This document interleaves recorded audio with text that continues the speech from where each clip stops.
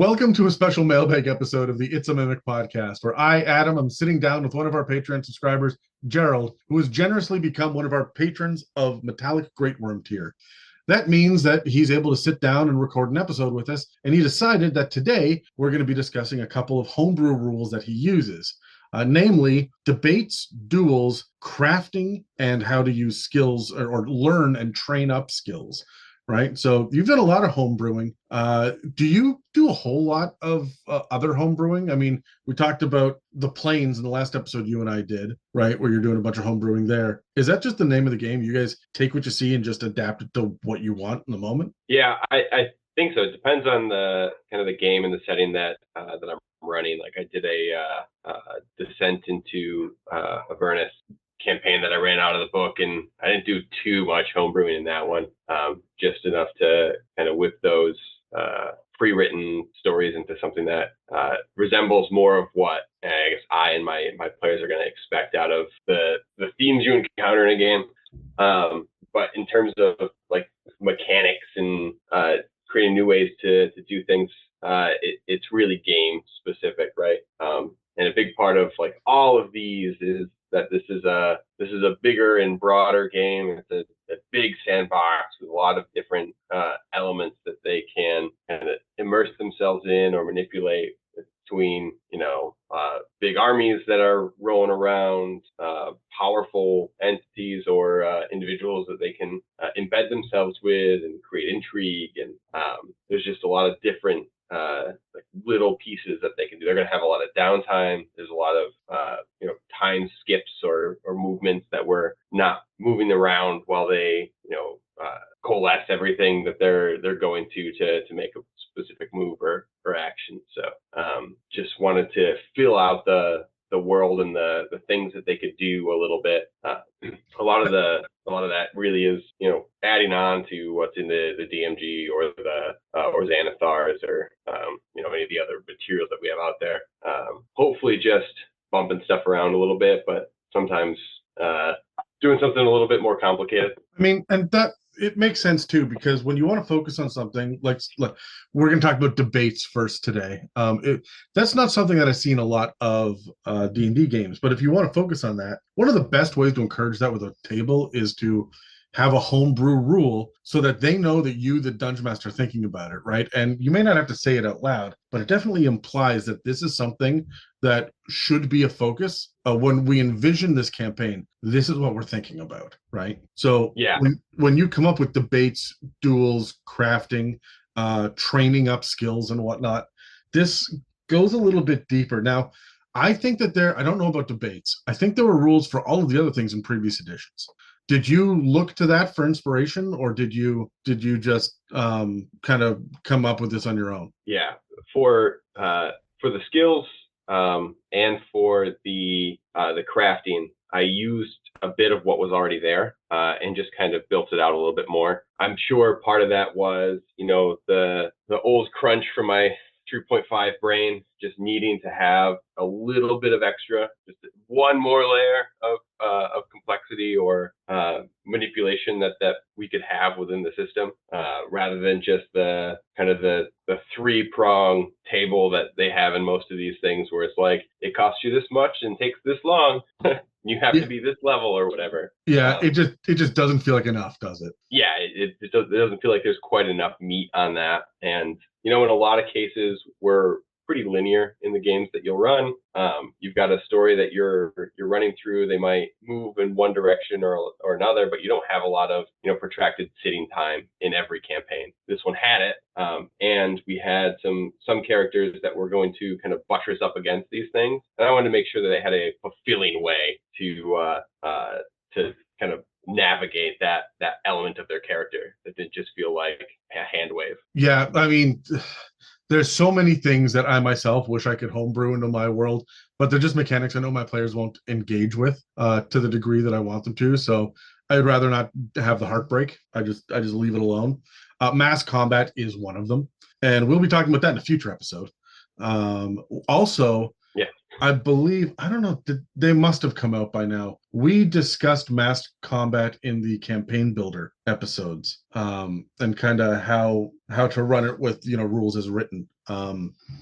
So I mean, that's one thing that's constantly on my mind is mass combat. Crafting is the other one, which is like I would love to get into the harvesting of parts from the like magical monsters that you slay on your adventures, right? And but I feel like that might be a different campaign than the world ending, the gods are pissed off kind of shit that we're working on, right? So it, like you say, it depends on the campaign and it depends on the table. So yeah, and the character mix too, right? Like the players that will touch it and the characters that they build. yes, I have characters that are like thigh deep in this stuff right now, wading as deep as they can. But if they were playing a different sheet, I think that they would probably just ignore it.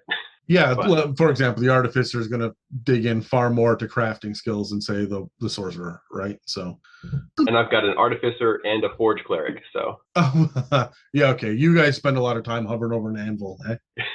right. Let's jump into the first one here because we've got a number of them to go through. So let's talk about debates first. Why did you think it's necessary to include this in your game? So the game that we're playing right now has a lot of moving parts from a regional power standpoint, right? You've got a lot of different warlords that are kind of vying for control. At the start of the campaign, they're all kind of underneath a one figure, right? There's an empire, there's an emperor, and they all sit underneath that emperor. They all serve that emperor. Mm-hmm. At a certain point within the progression of the story, the seat of the emperor is disrupted, right? Somebody takes the capital. Once that happens, it kind of takes the shackles off the warlords a little bit, and they start posturing in a combination of the soft and the hard power, right? So you start to have folks move into territories that they weren't sanctioned to possess, or start to position themselves as higher up in the imperial ladder, while they still cling to the vestiges of what was there, right? So kind of the shifting alliances and the just social dynamics kind of led to a lot of conversing back and forth, a lot of kind of debating between different groups. And we wanted to find a way for that to be represented, and a way for the kind of bigger social builds to have a chance to kind of flex a little bit in those settings in a way that isn't just, roll me one persuasion or deception or whatever. And that's where you're sitting in this room, right? So hold on, I got a question for you. Is this You're talking about the emperor? I see on the graphics that you've sent me that like you have rule cards. It looks like there's a lot of Asian. I want to say Japanese, but I'm not that confident in my Asian script and the symbols and letters. Is this a Japanese inspired or Asian inspired campaign that you're playing? Yeah. It's Chinese, kind of the Han Dynasty era, that we took the trappings of. There's the start of the campaign was kind of an homage to a series of kind of media properties around the Romance of the Three Kingdoms. So it's an old semi-historical tale that they've made into books and movies and video games that a lot of us grew up kind of consuming. So it started out as an homage to that, and well, I guess it remains an homage, but we're not following much of the trajectory. That's really cool. Yeah, I was just curious about it. That's fun to play in a different style of world. It reminds me a lot of what you're talking about. It reminds me a lot of L5R, which is very Japanese inspired. That's kind of where my brain went originally.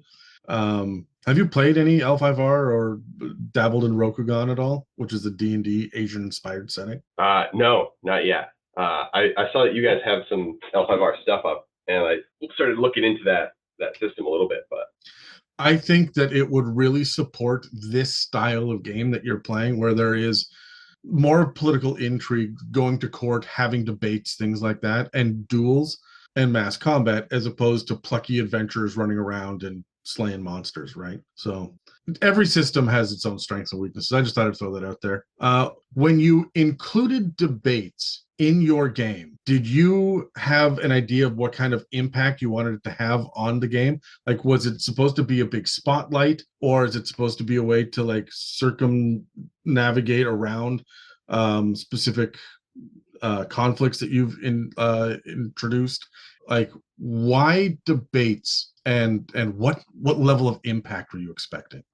So one of the big things from a kind of social encounter and social conflict standpoint that the players have begun running into and will continue, at least for the next tier of their journey, right, is that while they're relatively powerful against, AFO or even a decent number of, standard guards or soldiers, they're dealing with people who have enemies or armies rather at their back, right?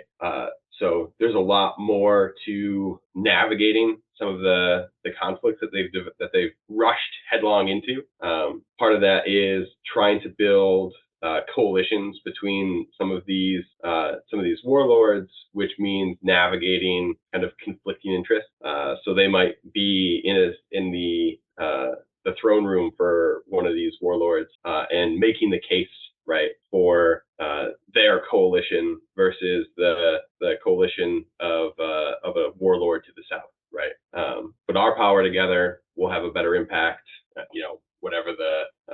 Whatever they perceive the driving force of the individual that they're dealing with, trying to make that bring that to the forefront and probably argue with or oppose somebody who's serving them now or somebody who's trying to incentivize them to join a different group, right? So they might be arguing back and forth between 2-3 different people and trying to navigate this court setting, or if they're in a situation where they're planning for a big battle, right?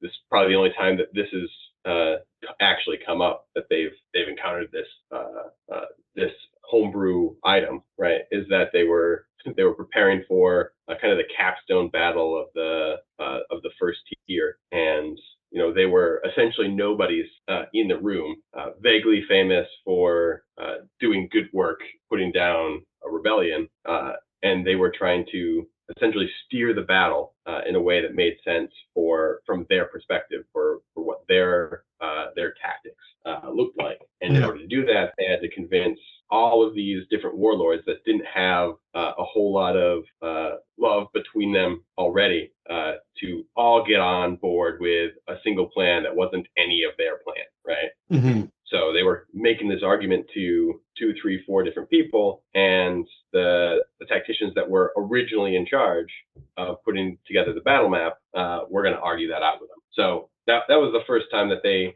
encountered this mechanic, and the first time that they really leveraged it to get what they wanted out of a social situation. So let's talk about the rule set itself. How does this work? It looks very simple, but I feel like it can be a little bit deeper.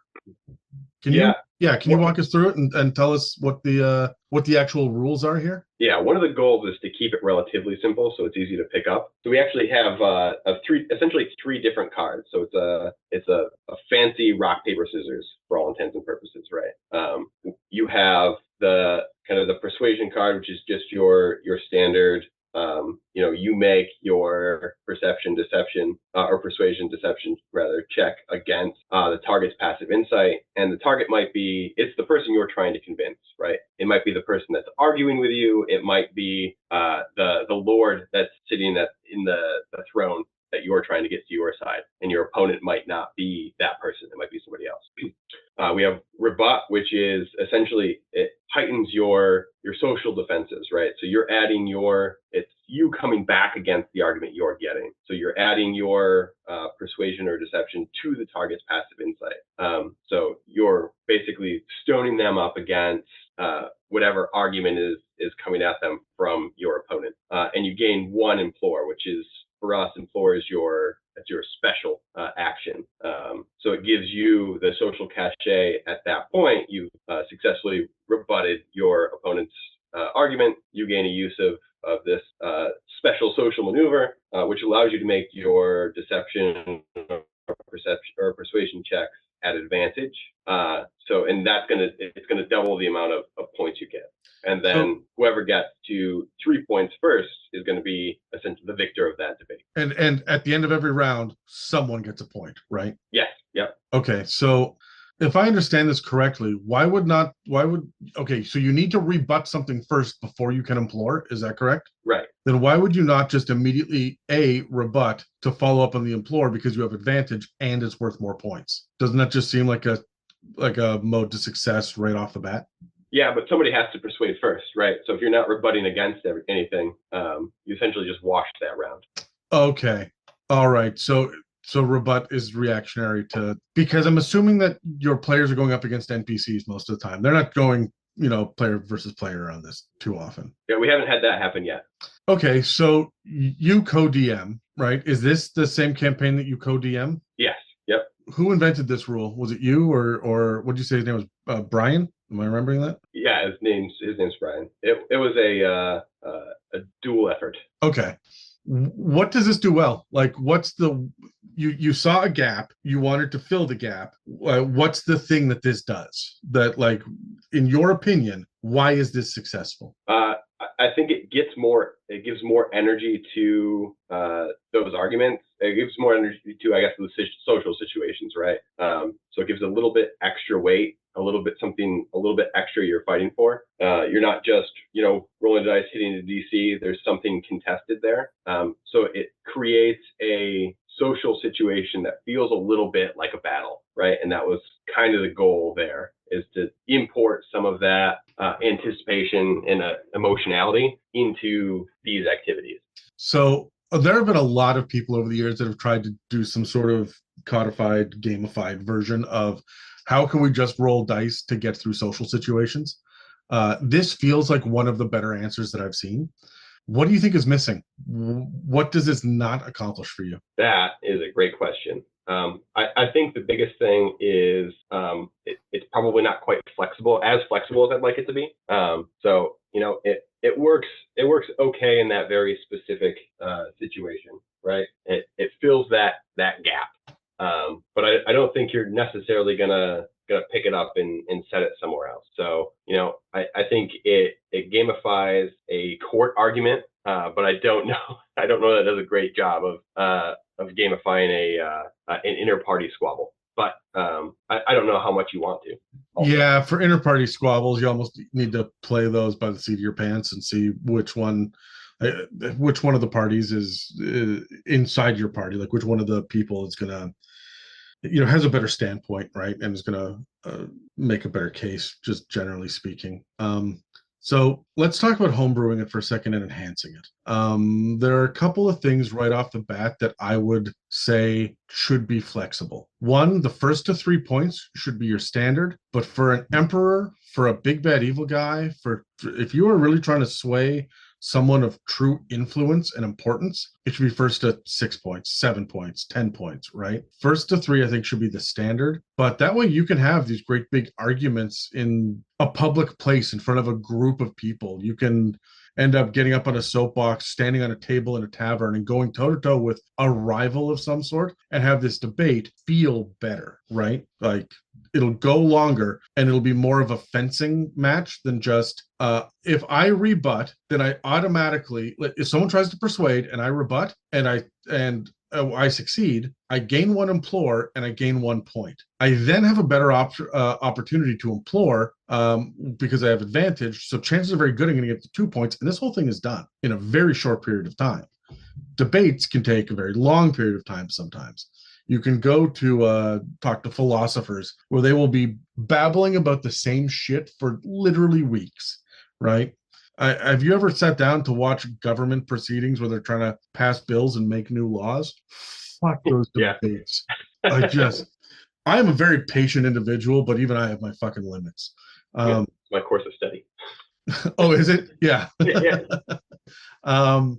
But so the first to 3 points, I would say it would be interesting to have these run a little bit longer and then try to include some sort of role play, not role playing. I'm not saying that people have to get in character, stand up and speak to point, but there should be something that, like, I want to get this point across. This is how I want to do it. These are the words I'm going to say, where you can get, a +1 or a +2 DM's discretion or a D4 inspiration die if you are able to make it make sense before you make your roll. Shit like that. You know what I mean? Yeah, I mean that's a really good point. I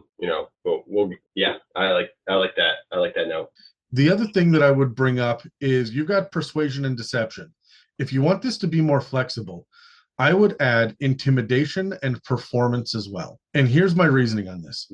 Persuasion is using the truth and proving a positive point. Deception is using lies and trying to prove a point. However, intimidation should be fear-mongering. This could be used as a rebuttal technique instead of add your persuasion or deception. This is where I would have it be intimidation and performance.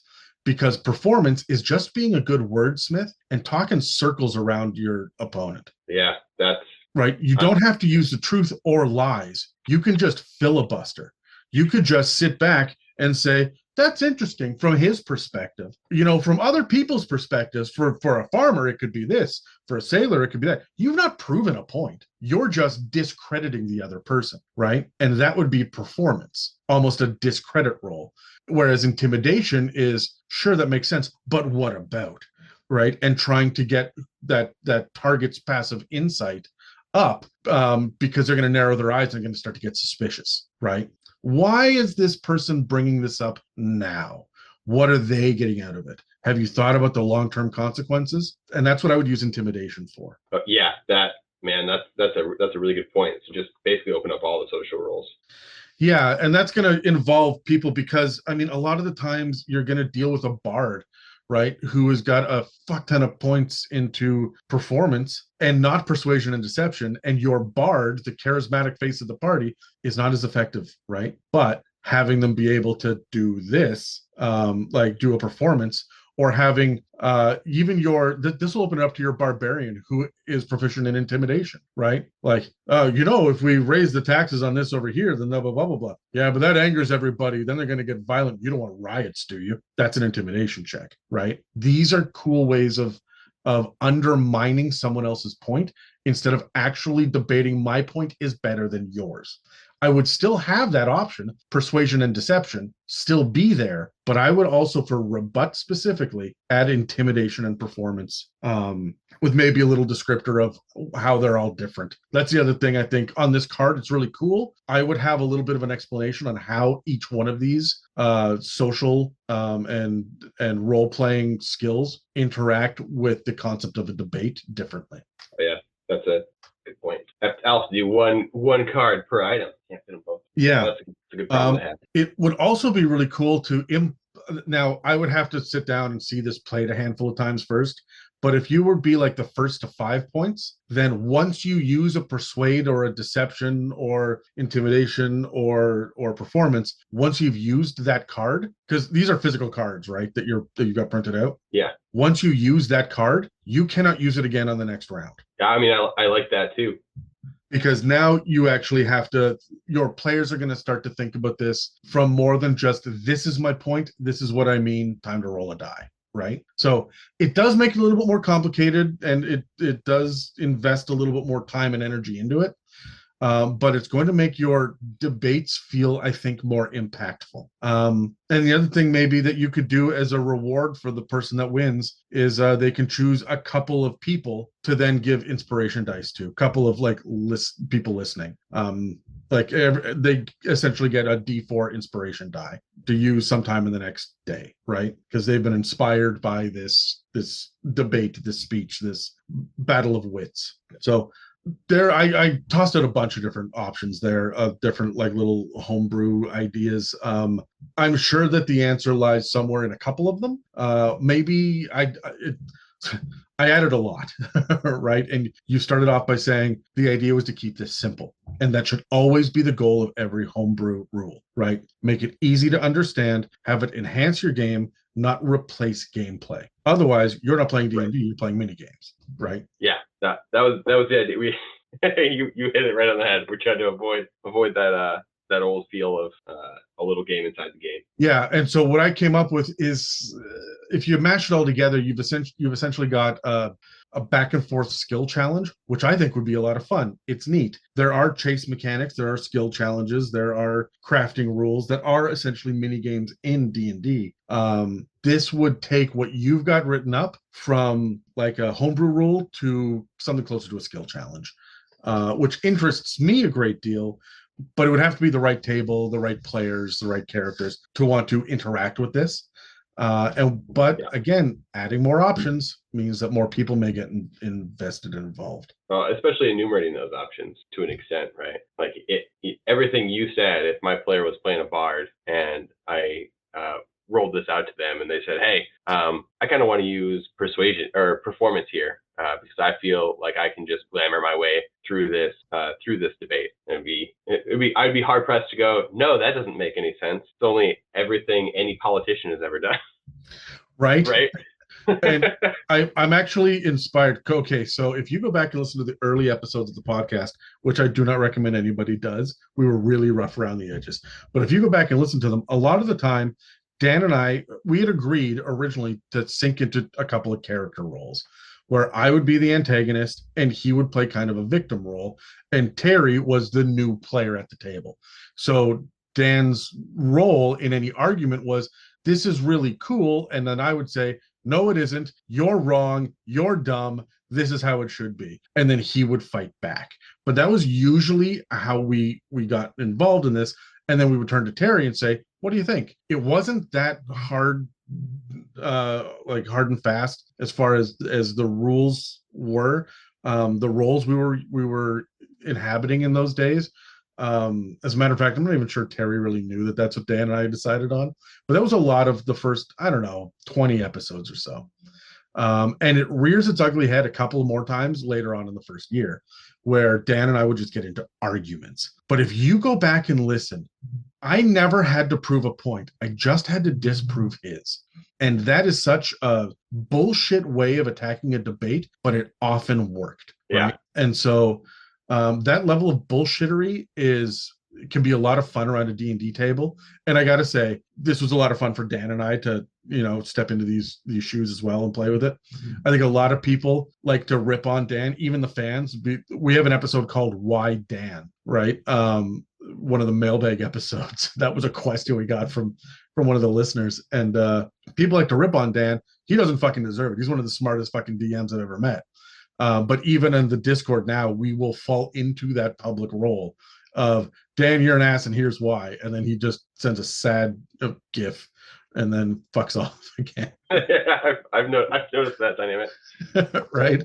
So, but there's something to be said for the art of bullshittery, right? And that is where I like the intimidation and the performance. Yeah, I think that's such an important add, and I don't think that adds complexity so much as it adds flexibility to specifically enumerate that. Hey, you can attack this social problem in any way that you want. Give me a social role, just justify it, which adds to that RP side too, right?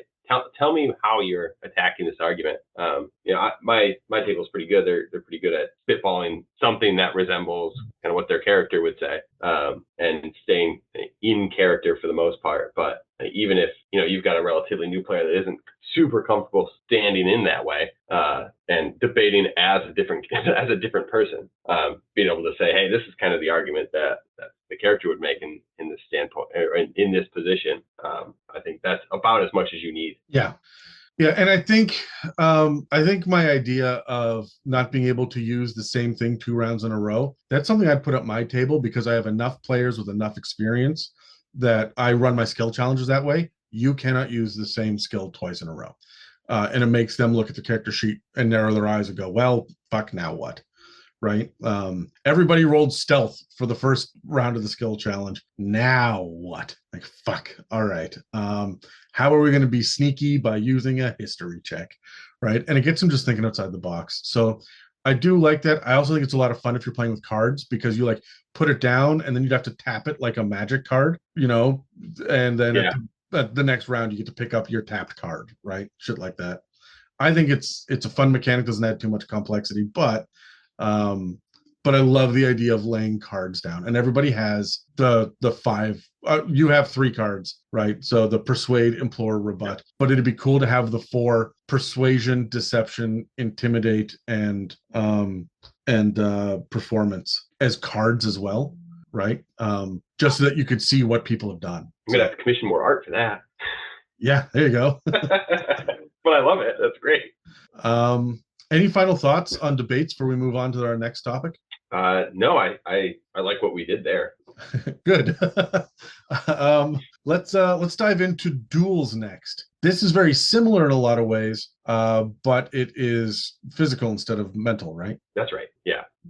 They're really meant to be, to some extent, mirrors to each other. So why did you think that we needed duels in D&D outside of just 2 guys wailing on each other for hit points? Well, so part of it is because it's fun to have 2 guys wailing on each other for hit points. The other side of that is kind of the source material lends itself really deeply to it, right? So we wanted to make sure that we had that offering available, but we didn't want it to just devolve completely into a slugfest, right? We wanted to have some kind of rule, some kind of structure, some kind of, quote unquote honor code that's tied to it, right? So rather than, if you're playing a fighter and you're against a rogue, you're not going to be at a wild advantage because there are rules. There are kind of honor rules built in around it. Thinking a lot along the lines of, how you spar in a dojo, right? You're holding a certain element of it back as a way to either better yourself or to prove that you are this much better than your opponent. I have tried multiple different ways to include duels. A lot of the time, it takes the form of boxing rings and like fighting pits, right, where 2 men can enter and settle a argument with their fists. I've done that a bunch, especially when I had barbarians in my party. Way back in the day, I had players Jamie and Terry were playing a barbarian and a fighter respectively, and they said enough is enough. We're getting into the ring, and Jamie's like, all right, I'm a rage. And Terry's like, okay, cool. Second wind, action surge. And James like, what the fuck are you doing? This is a fist fight. He's like, yeah, you got to rage. I get to do this. And then there was a bit of an argument at the table. And they got down. I think Terry lost, but Jamie only had like 2 hit points left. They were level 11. So they wailed on each other for a fucking while. We all had to sit there and watch them get pissed off at each other. And it was in character. It was not as much fun as you think, right? So right. I like this a lot better for the most part. But I definitely know that duels are an important part of some tables. Did you want this to be a mainstay, like a huge feature at your table, or was this just something that you threw together to, settle disagreements? So this was largely put in there as a way, just like an optional thing that they could engage with if they had that kind of interest. I knew that there would be duels that were taking place in the wings. I knew that players would likely at some point be challenged to duels.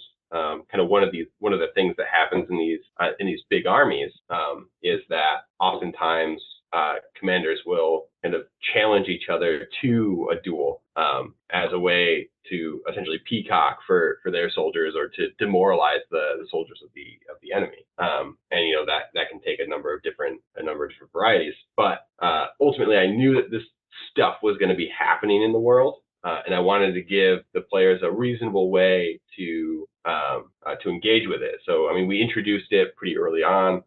They met a bandit on the road that didn't want anything from them, but they looked strong. So he demanded that one of them duel him before they could pass, right? So we introduced the mechanic at that point, and then they adopted that NPC immediately after. As is tradition, right? Yeah, right. Oh, look, I found this big dumb guy on the side of the road that just wants to punch people. He's our pet now. But that's the way that we introduced it, and kind of since then, 2 or 3 of the party have basically jumped on every opportunity that they've had to leverage this to their advantage. Whether that is, solving disagreements with, they haven't used it at each other yet. So it's been solving disagreements with NPCs or, in the few kind of big battles that they've partaken in, using that to deal blows to the enemy armies. So. Mm-hmm. So how does this one work? It's similar to debates, right? Yeah, it's pretty similar to debates. You can attack, which is just use your standard attack action. So we're not using bonus actions, we're not using reactions, we're not using do you allow here, right? Do you allow extra attacks? No. Okay. Yeah, you get one attack action, or I guess one attack.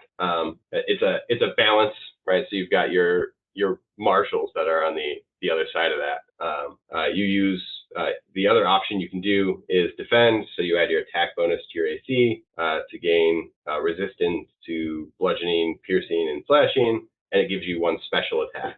Just like debates implore, this is the attack that unlocks when you successfully put your opponent on the back foot. The special attack is attack with advantage, and your hits count as critical hits. So what level are your players? Like, what levels have they been using this at? Like, what's the range? What tier are they in for duels? So the first time they used it, that was in tier 1. They encountered that bandit at level 3. Really just as an intro, and selfishly from our perspective as a test run of the game, essentially, yeah. Right? Like, here's the mechanic. Let's make sure that this isn't just bad and that they don't hate it. Right. Yeah. Right. So, if we're going to keep this going, and if we're going to build debates, if we're going to build some of these other mechanics, we wanted to make sure that they're at least into the ones that we've started with. And that's kind of the process we've taken each time is, hey, we developed the skeleton of this. Here's a really light touch showcase of what that's going to look like. How does everybody feel about it before we invest any additional time into it? So, they did it at level 3, and they didn't really engage with it again until we got to level 5. And since then, probably once every 4 or 5 sessions, they will have themselves a slew of duels. So what did you or Brian, you guys worked on this together again, right? Yeah. Okay. What do you think this does well? Like, what's your favorite thing about it? It condenses those like one-on-one fights, right? That was the goal from the beginning. One of the things that you mentioned it, right? Sometimes these things, especially when you start getting higher tier, it's one thing if you're doing it at level 3, level 5. Once you hit level 12, level 15, like those fights can take rounds and rounds and rounds, and just last a long time. And you can kind of see the souls of your other players leaving their eyes after a certain period. Yeah. And the lower the hit points get, or the first time that the numbers get swingy, the people involved in the actual duel get either very encouraged or discouraged even before it's over. Right. So what's missing from this? What would you change? Is there a hole you find in this mechanic? Not that I've found yet. I think the biggest hole that I encountered is I had to be very specific about what you could and couldn't do. So maybe if there was a way to clean that up so that it wasn't confusing, that might be the best path for it. But as a raw mechanic, I haven't had too many issues with it. So my thought here by looking at it is, first of all, this could be used for either melee or ranged, but it should not be used for both in the same duel, right? Right. You could do a ranged duel with archers, for example, right? You could do a ranged duel with cantrips. Both people are shooting firebolts. This mechanic would work for that. Yeah. Except you gain resistance to bludgeoning, piercing, and slashing damage. I don't like this at all, because the only thing that does is mean that you're losing fewer hit points, which means this will take longer. Yeah, that's a good point. What you can do instead is say you reduce the damage type to non-lethal, so that even if you get hit while defending and you drop to 0 hit points, you're unconscious, you're not dead. That's what defend offers you, right? Oh, I like that. I like that change a lot. I love the add your attack bonus to your AC. I think that's a lot of fun. But my problem with that is it's going to be different based on like who's multi-classed into what, right? Mm-hmm. And who's got what attack bonuses with what weapons that are available. Like, oh yeah, I'm proficient in simple weapons, but I'm being challenged to use a martial weapon. Like my attack bonus, or I've got to use a light weapon now, forcing me to use dex instead of strength, right? Like we have to look at how the attacks are being made and what is a consistent bonus that we can give that would be appropriate for the level. And I would say that that might be your proficiency modifier is probably better than an attack bonus because it's going to be flat across the board for people, which will make it a fairer fight. Do you follow my train of thought on that one? Yeah, very, very much so. I clocked that as soon as you started saying it. That's probably the better thing to lean into there. Moving back to the attack, see, my problem with duels, I cannot fix this. I'm going to have a complaint here. It's not something we can fix. But my problem with the attack is that you use a standard attack action. There will be some characters that are able to use a martial weapon as opposed to a simple weapon, and because they're proficient with it. And even though it's one standard attack action, a great sword versus a dagger, it's the same thing, but someone may not be like your wizard is not going to be proficient in a lot of weapons, right? And the weapons they do have will be doing less damage. So the idea of first to three hits or a defeat, that defeat is a lot easier to come by for fighters, barbarians, paladins, right? Rangers as well. I look at monks as a great example of why this fails. A monk is designed in such a way that their success as a martial character is based on having a number of small attacks that do different things as opposed to one big attack, right? That's the difference between a barbarian and a monk. There are many other differences. That's the big one for this conversation, which means using a standard action, that punch is a D8, for example, because it's their monk weapon. But we also have the barbarian essentially doing 12 plus their strength modifier. I mean, someone's going to win this regardless. You cannot balance against that, which is why I would say the three hits or defeat. Defeat might be swinging it in the favor of these. I call it the D10s and D12 hit dice characters. Yeah. Your fighter, paladin, ranger, and then barbarian at the D12.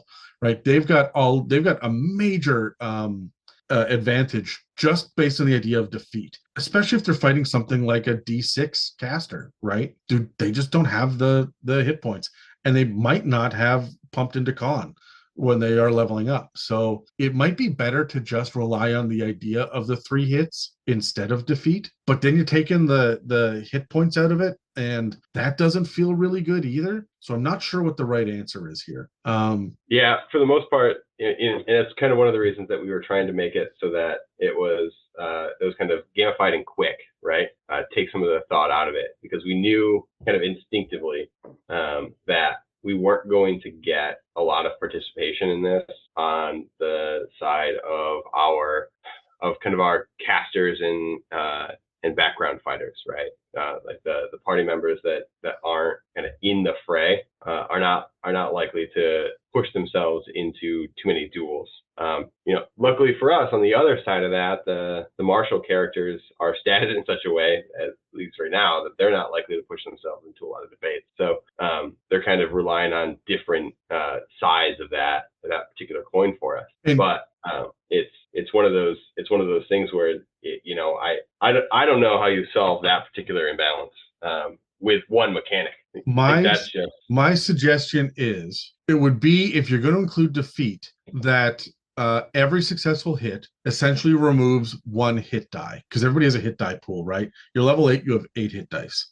So it would remove 1. On a critical hit with the special attack, you would remove 2. That's going to be even, because you will have level 8 characters fighting level 8 characters, level 4 characters fighting level 4 characters, right? If you wanted to have it a particularly beefy villain that they're fighting off against, that's an NPC or a monster, you just give them a couple extra hit dice to make it a little bit harder, or fewer to make it a little bit easier, right? But that is essentially just the first to 3 hits with more steps, right? Right.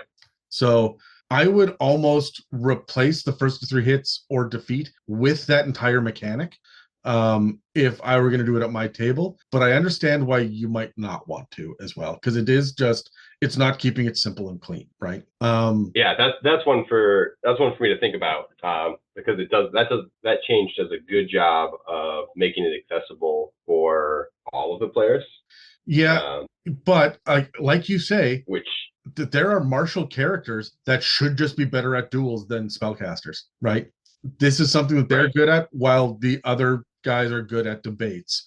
But if we're going to try to make it rounded like that, then the problem you run into is the fact that you've got what's a good example? Druid, who will be good at neither, or a yeah, wizard who will be good at neither, right? yeah, So watching my both. my suggested fix to that actually is to allow them to roll back to debates, allow them to use their intelligence or wisdom modifier instead of a charisma modifier for these purposes, depending on which one is the best for them. That will bring all of Yeah, the mental stats up, right? yeah, and I'll be honest, for the most part, when it comes to skills, I tend to allow for kind of a reassignment of some of those to other attributes anyway. If That's rules is the written. circumstances kind of That's right in the DMG. You're supposed to do that. That's not even a variant rule. yeah. Well, it doesn't happen at every table, but No, yeah. no, I don't think most people realize that because of what's written on the Yeah. character sheet. The moment it's on the character sheet, it feels like it's a hard set rule. Yeah. So, and it's one of the things that that's one of the rules that I have to kind of note the most frequently, because players, they see that written on the character sheet and they're like, all right, this just means wisdom all the time. Like, no, it might mean intelligence. There are times when, nature is going to be intelligence, and there are times when nature is going to be wisdom. Like, sometimes that's the way that it makes sense. And we'll just answer the question that way, right? Yeah, and honestly, you're proficient with survival, for example, or nature, or whatever it is, when it's wisdom. You're just not proficient at the same check with your intelligence. You just add your intelligence modifier. It might be higher than your wisdom depending on the character build, and so it'll work better for you here. You're just not going to get your proficiency bonus to it. That's how it fucking should be at most tables, but I feel like a lot of DMs don't realize that. So Yeah, just unnecessary barriers, right? yeah. Yeah. And it's really hard now to retrain players once they've been in it for a while doing it this way.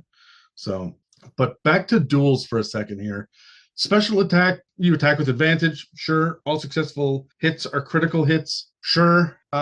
If you think that your battle is going to go too long because you're higher level, then I would have all attacks do critical hits and all special attacks do double critical hits, right? So it's 4 dice instead of 2, right? Just to make the pool shallower, right?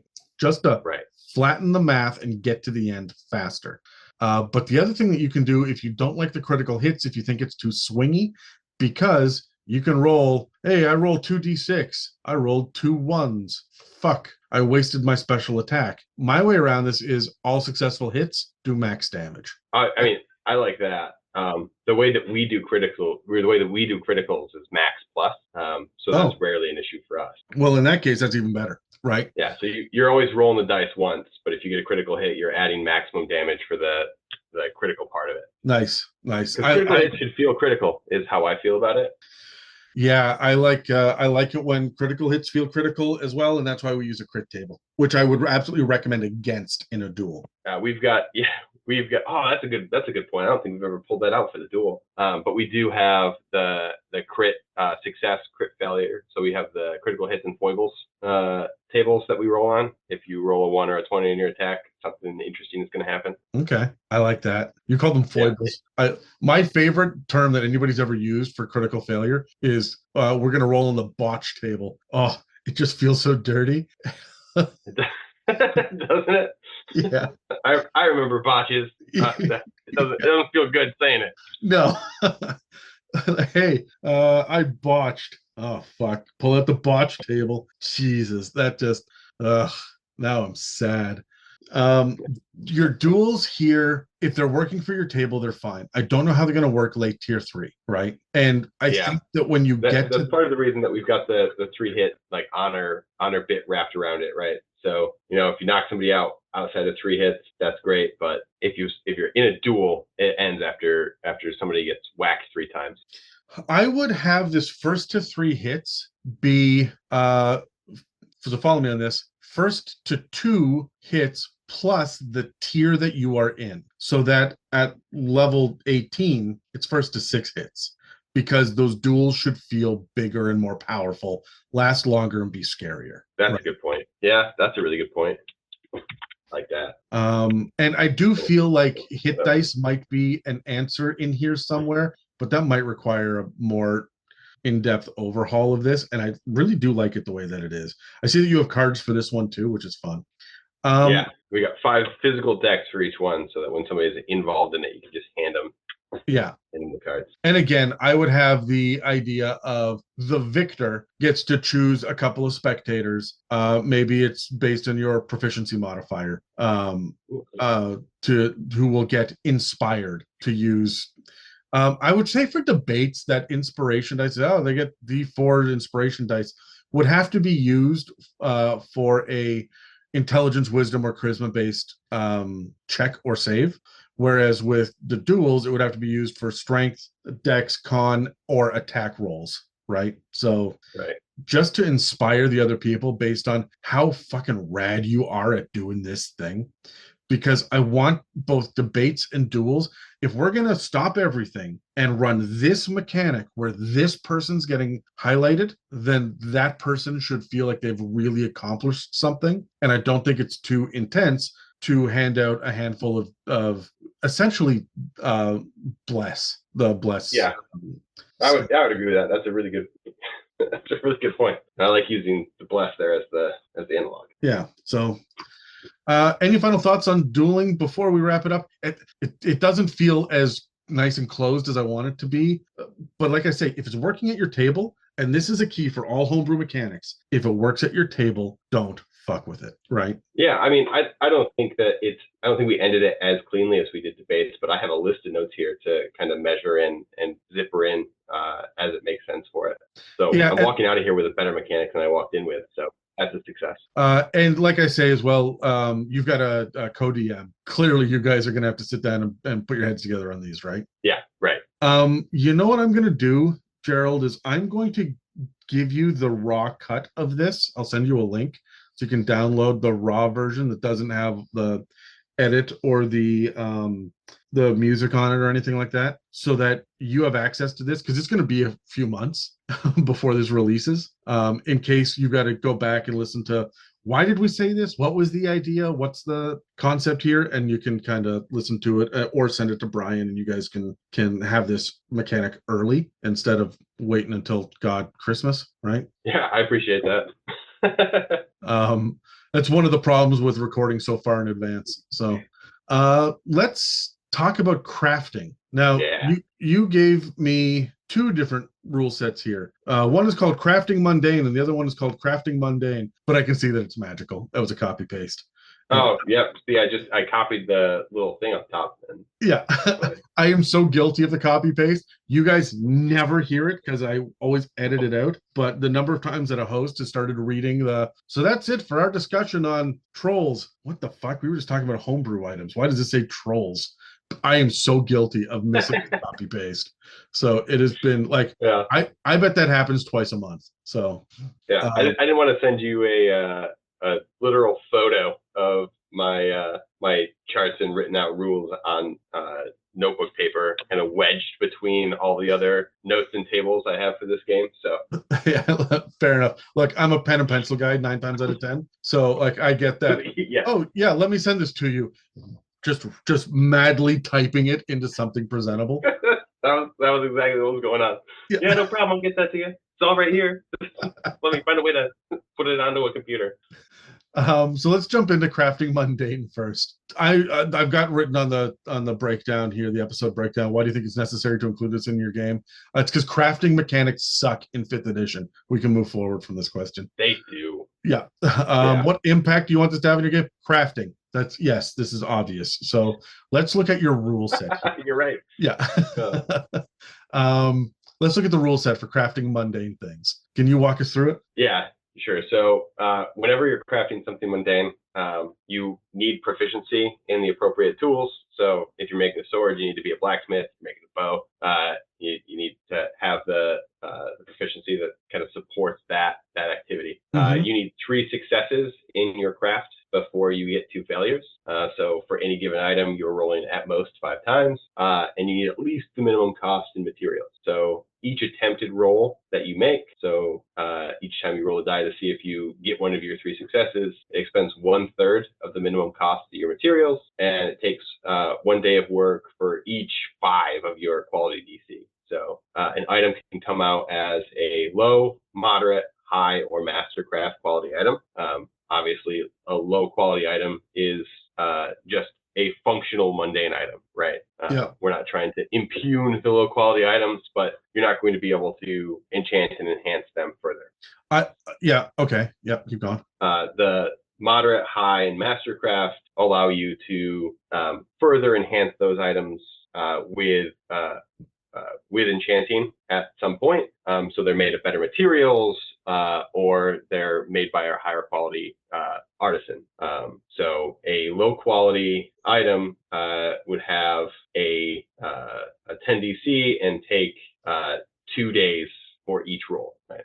Whereas a mastercraft item would have a 25 DC, and it's going to take 5 days for each of those rolls. So, okay, I've got some questions here. Was this your brainchild or Brian's? It was more mine than his, but nothing just comes out. We chat about everything before it comes out into the Are world. you guys like old school best friends, or did you meet through D&D? No, we've been friends since high school. All right, cool. Yeah. Because it seems like you guys are working really well together, and I think that's rare when it comes to co-DMing. So I'm impressed with the amount of collaboration you guys do. But what do you think this solves? Like, what's the best part of this mechanic that you've built? So I think it opens up two different things. One is it kind of lets the players lean into their classes a little bit. Specifically, we mentioned up top, I've got an artificer on the team, and I've got a forge cleric on the team who worships the god of the forge in the pantheon that we have, right? So Nice. He's leaning heavy into making shit. Yeah. So I want that to be satisfying. I want them to be able to make things that are potentially meaningful in one way or another. And I kind of want to unlock a little bit of that and not keep ourselves into at the end of the day, the game that we're playing is a really big sandbox. So I want them to have the paths available to them that bring them the most joy, right? And as long as they're going to run down this crafting, I want to give them kind of layered options to say, what's your outcome going to be, and then present a challenge that's appropriate for that. So, what do you think is the weakness of this? What's the flaw that you'd want to change? I don't know. I think it's a little undercooked, but I don't know exactly what I would do to cook it better. So, I have a handful of suggestions because I think a lot about crafting, and I've never been satisfied with any system I've seen. At some point, you have to abandon reality when it comes to crafting. Right. You are looking primarily for the feel and the vibe, and that'll be different at different tables, and it'll be different for different DMs. So this is very much open to interpretation, but I would add a couple of little things here. First of all, successfully crafting an item requires you've got proficiency in the appropriate tools. Yep, great. 3 successes before 2 failures. I want to come back to that. And at least the minimum cost in materials. Yes, absolutely. What the 4th item that you're missing here is access to a location or facility that allows you to craft this. A blacksmith with blacksmithing tools should not be doing this in the woods. That's fair. Yeah, that is the secret, unlisted but imposed. That's a good thing, though. I should note that. Yeah, like at some point, every DM is going to raise an eyebrow and go like, "Fucking show your work, man." I crafted this necklace of fireballs. Yeah, okay. You were on a rowboat for the last 4 days. Show your fucking math. How did you do this? Right. Right. So that just is going to take away the DM from getting that and allowing this shit to happen, right? Each attempted, oh, sorry, I want to go back. 3 successes before 2 failures. If you raise the DC even by 3, so it's 13, 18, 23, and 28, depending on how rare you want Mastercraft shit to be, keeping in mind that what skill do you use for crafting before I go any further? Well, What are they rolling? if they have proficiency in a tool set, it's going to be that tool set, right? So if you're, making jewelry, it's going to be your tool set and dexterity, probably, right? If it's the forge, it's going to be the tool proficiency plus strength. Okay. Would you have it be athletics just so that there's a likelihood of adding a proficiency bonus? I guess you already get that for the tools. Doesn't Yeah, matter. you get the proficiency bonus from the tools. But it feels like you are adding the proficiency bonus twice then if you pick a skill, like let's say it's like sleight of hand for jewelry, just for lack of a better option right now.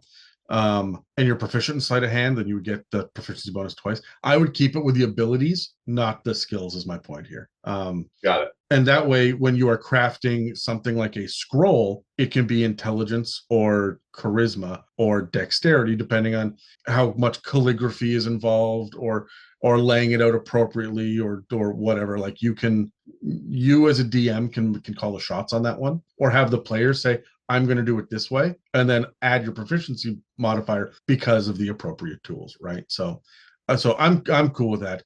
But if you want to make things more difficult, I would not have it say before 2 failures. I would just have it be like, you can't do this, right? Until you actually beat this. Because if the Mastercraft is, and Mastercraft just means that you can enchant it at legendary, right? It's not a +1 or anything else. No, not by itself. It's just a really finely made whatever that is. Okay, good. Yeah, from an HP standpoint, like if you're looking at how hard it is to break, it's better, right? It has a bonus on that side. But from a functional standpoint, no, it's the same. Yeah, I just feel like Mastercraft should be so fucking rare, because I'm thinking by the time that your player is level, well, let's say 14, they've probably got a +4 or 5 in whatever their skill is. Plus their proficiency modifier is going to be a +4 at that point. So getting to 25 just means that if they've already got a 9 into it, they only have to roll at 16 or above. Yeah, that's easy. They'll do that a lot, and they're just going to be pumping out Mastercraft.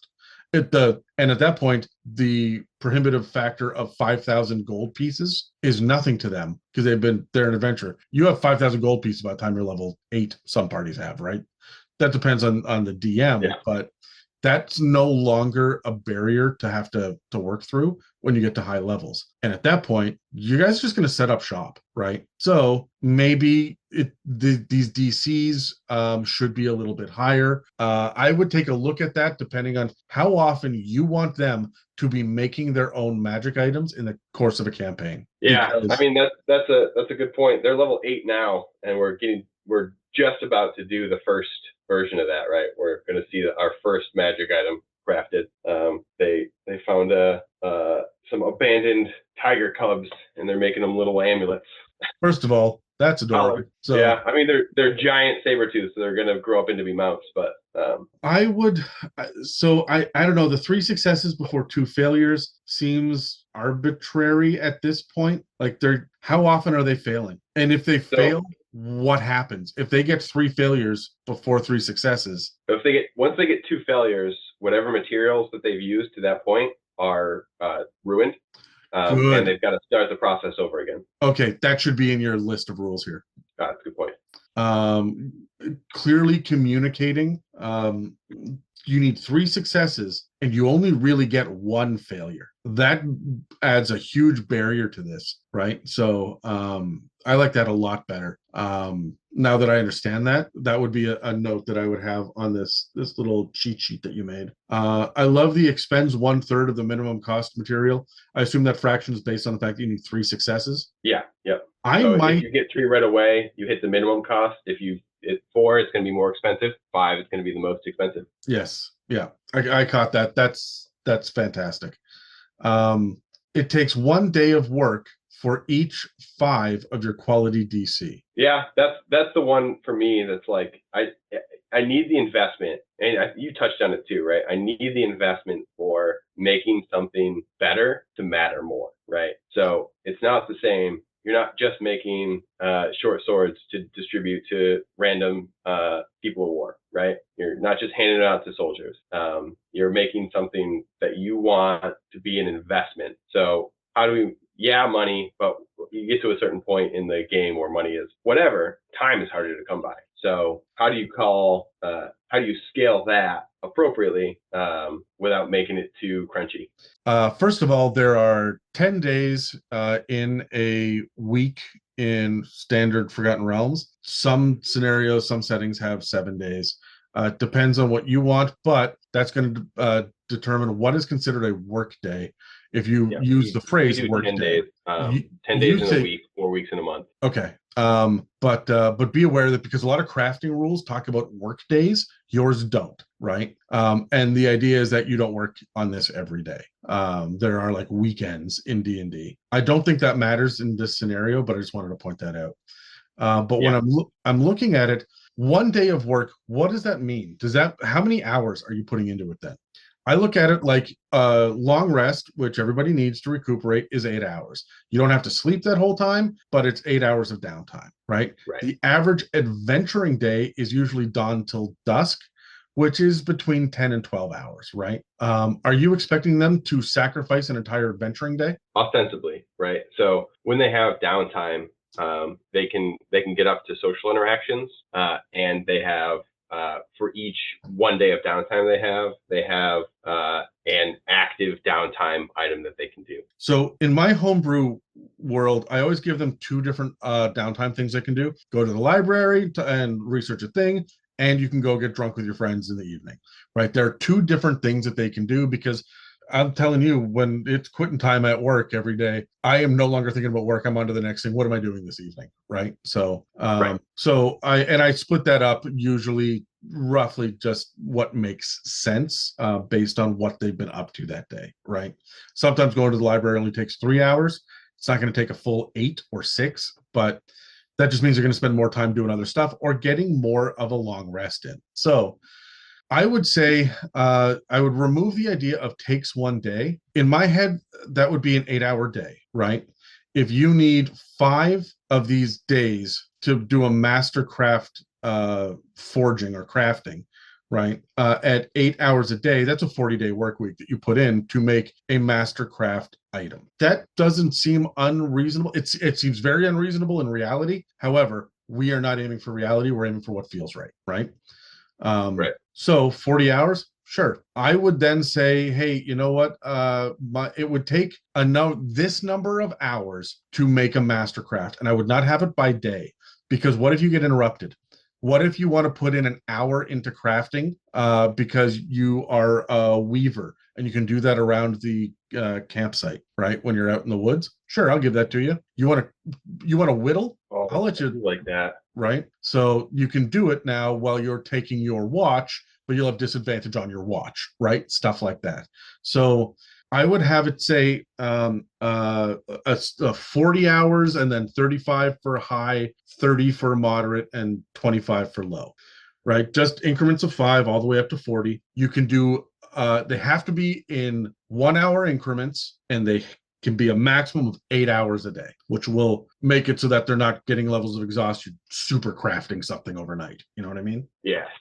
Does that make sense? Are you happy with that? I am. Yeah, that I think gives me something where I didn't like, especially that 1 day. That's something that I back and forth quite a few times. So I like changing that to hours. The other thing that I would say as well is that I would fuck with the cost a little bit. I would add a couple extra columns just for nuance sake. For example, I would have off the top of my head 5 different categories. One is gear, one is weapons, one is armor, one, and that includes shields, one is vehicles, and one is the last one is jewelry, and then have a different minimum cost at the different tiers for each one of these, and then adjust it from there. Because as you have it right now, a moderate quality ring that I can enchant is the same cost as a moderate quality bucket. A Yeah, moderate quality chariot is the same price as a moderate quality ladder, right? So I know you say that's minimum that's a cost, good point. but yeah. Yeah, and there is some of that, especially when we jump over to the other table, right, where we've got some of those Yes. materials are going to be very specific items that you have to hunt down depending on what it is you're trying to do. And Yeah. there's some flex that we'll have within that. Like in order to do this, you're going to need this specific material, right? Like the player comes to me and is like, I want to create this very specific item. Be like, cool, that sounds dope, but this is what you're going to need to pull that off.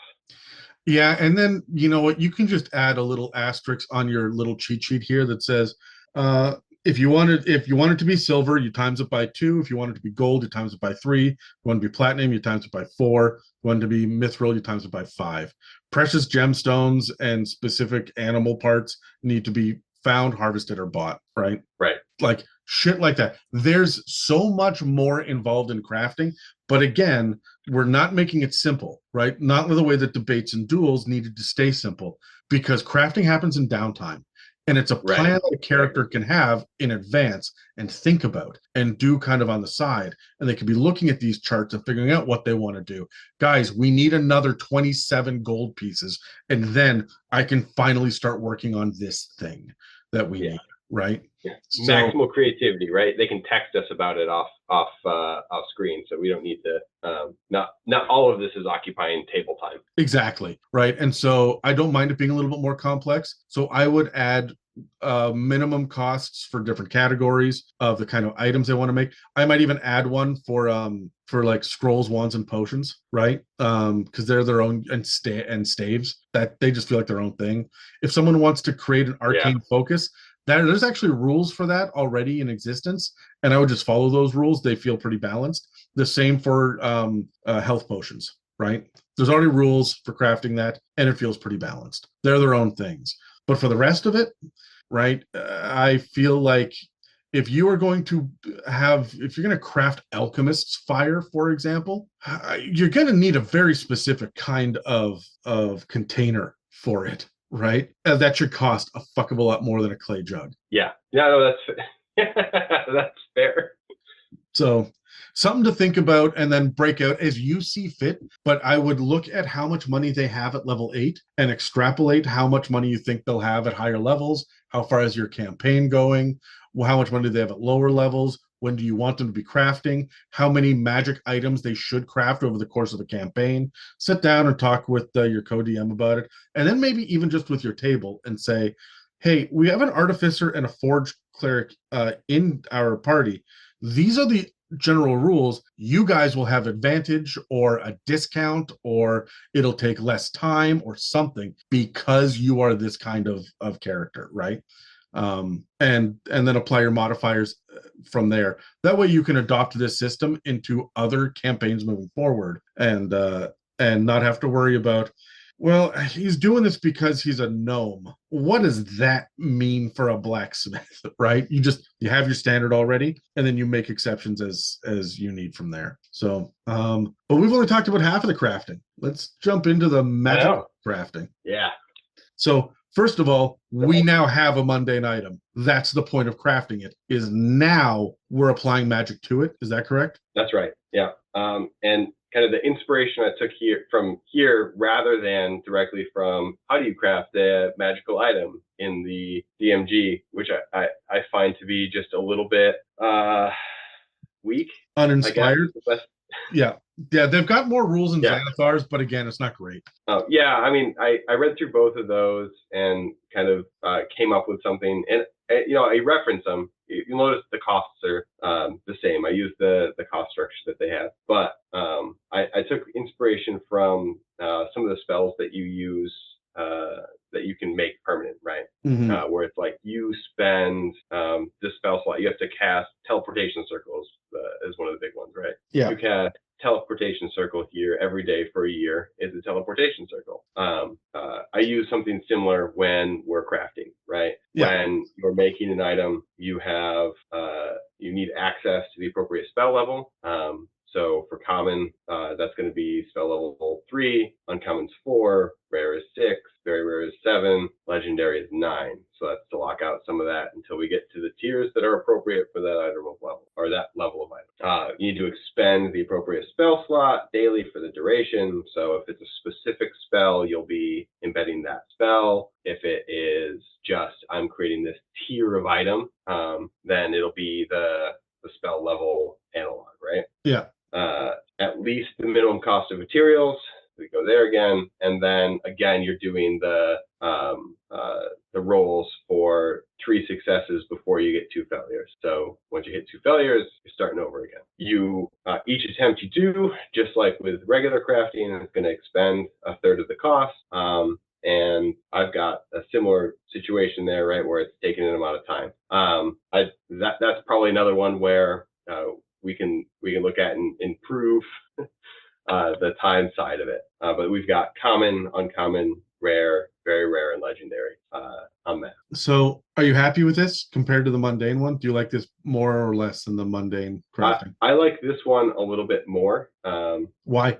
At least I like the top half of it, I guess, a little bit more. I like the flexibility on it. I like them being able to essentially dream up and craft specific items. That usually involves pretty significant back and forth with the DMs, right? The player will come to us and say, hey, I want to make this magic item. What is that going to take? And then we'll kind of assert to that table to say, all right, that's going to be an uncommon item.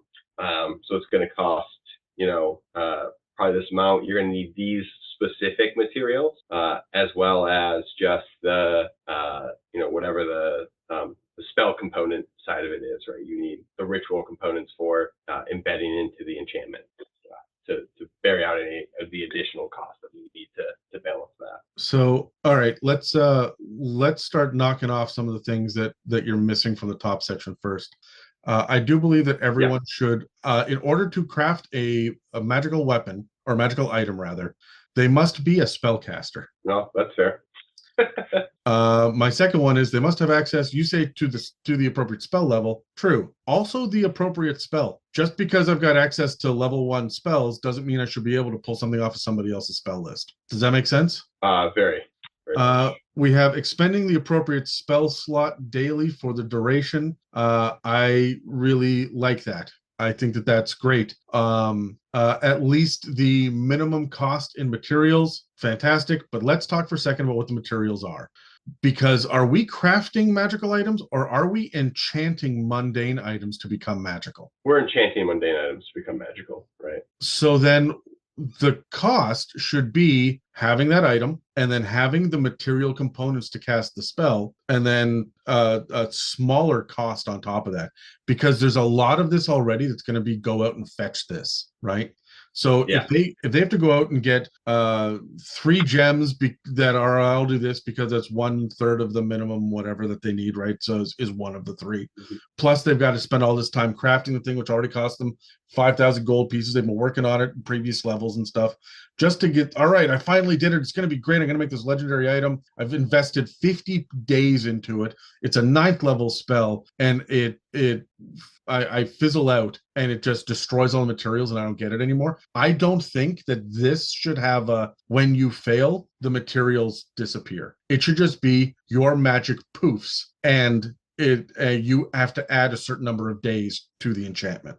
I wouldn't punish them. Oh, does it make sense to have consumable and non-consumable materials here? So it might consume the ritual materials you've used, but not necessarily the item itself. Yeah, that's great. Yeah. That's fantastic. And then 3 successes before 2 failures. Your DC of 10 plus the spell level is kind of a bit of a wet fart.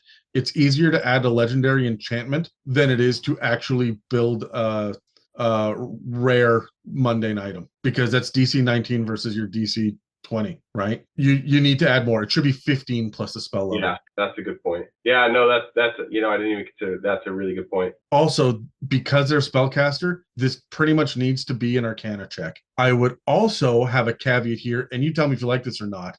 If you have an apprentice that assists you with this, you can either get a +5 if they are a spellcaster, or a +2 if they are not. And that really leads into the idea of having sidekicks and apprentices and having two wizards or a wizard and a cleric sit down to work on something together. One person's crafting, but the other person is also involved. It's going to promote teamwork or friendly NPCs.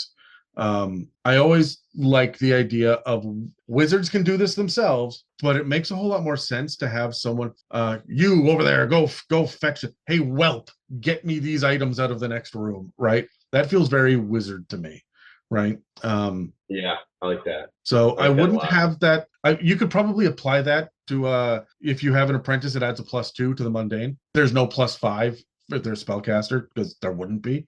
If they're proficient in the tools as well, it's a +5 for the mundane. But I feel like a helper would be useful on this.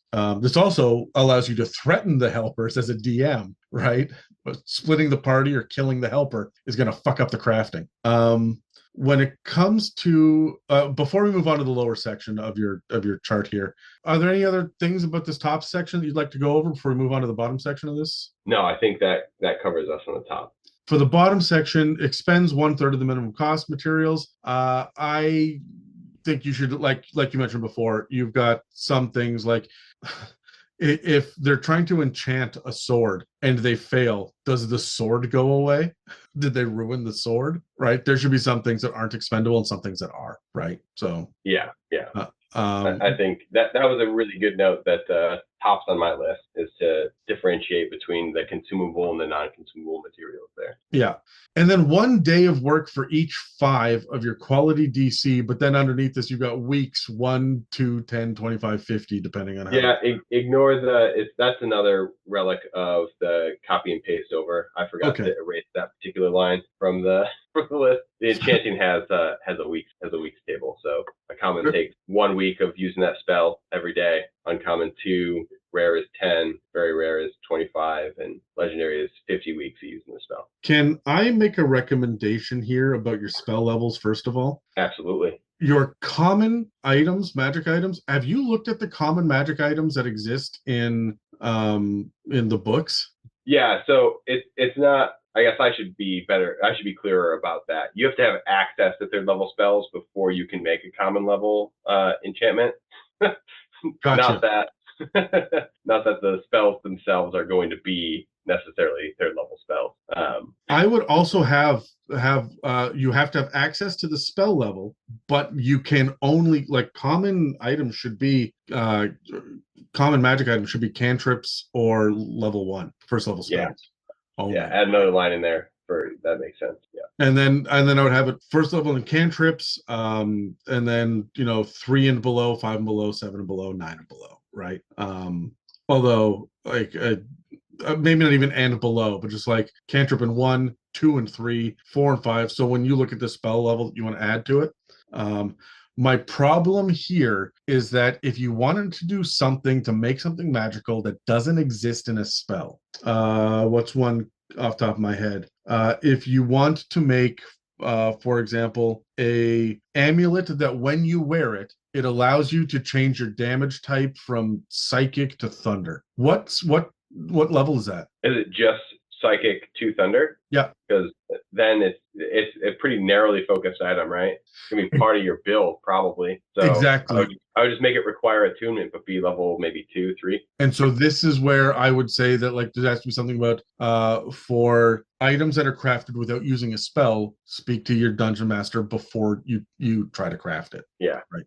Well, I think even if they are with it, right? Because it's going to be a difference between if you make an item that can do like burning hands, right? I'm going to make some billows that can do burning hands.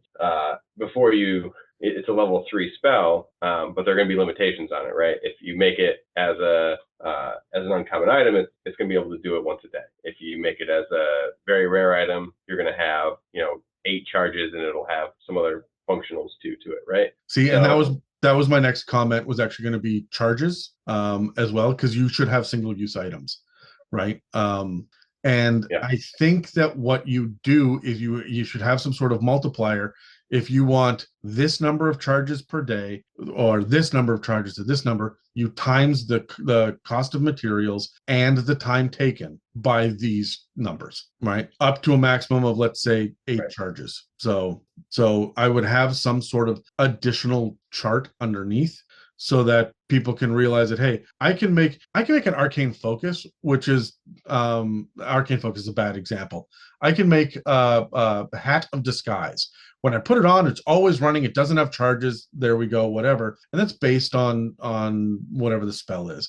But the moment that I have charges, it tends to be things that affect hit points. That's not always true, but it's often true, right? And so things that are damage spells or healing spells should have a limit of charges. And I would put that on there as well. Like if you make a necklace of fireball, for example, you shouldn't just be able to do that. It's a level 3 spell. Right now, it's uncommon for you to do that. It would cost about 700 gold pieces between the building the necklace and then putting fireball on it. And it only takes like 3 weeks to do. That seems too light for me, right? If it's only casting fireball once, sure. But if you want 4 to 6 charges on it, well, there should be a multiplier here. Yeah, I think you're right. That there should be something explicit there, right? I think we handle a lot of that on the back end, but we should probably write that down. I would also say something along the lines of no item that holds a 6th level spell or higher can have charges. They'd all be single-use items. This is going to let us have a genie's lamp that you can use once to make a wish, right? As opposed to you going back to the well on this. If I've got nothing but downtime, well, you know what? We're going to jump ahead, 8 months in the campaign. Great. I now have 7 rings of meteor swarm. Oh, fuck. Right. So I know that there are barriers from to get through, the time and the cost, as well as the opportunity to do these enchantments and the initial crafting. But I still feel like if there's any sort of time jump, this is going to be abused by the characters fairly quickly. Yeah, that's a good point. This is another one that I almost think that one of these cards should be its own little thing here, because it feels like we could do, I think that this has a bit more table for it, right? Yeah. A multiplier for the charges, a kind of maximum charges for each spell level at each level is probably the way that I would run that. I would also have a multiplier based on if you're going to put it into if it's just simply a scroll or a wand, a rod, a staff, a weapon, armor, or something mundane that you might not expect, right? Like, and I say this like if you hold this item, you can teleport wherever, right? If it's a scroll, sure, that's pretty cheap, no modifier. If it's a wand of teleportation or a rod or a staff, that feels far more important to hold on to. And there will probably be charges on it. Having a sword that can teleport you now is a multifunctional item, or a shield, or a helm, or something that's going to affect your AC. This suddenly becomes very important, right? And then on top of that, having it be a marble that you just hold in your pocket. How do we feel about that? What is that modifier going to be, right?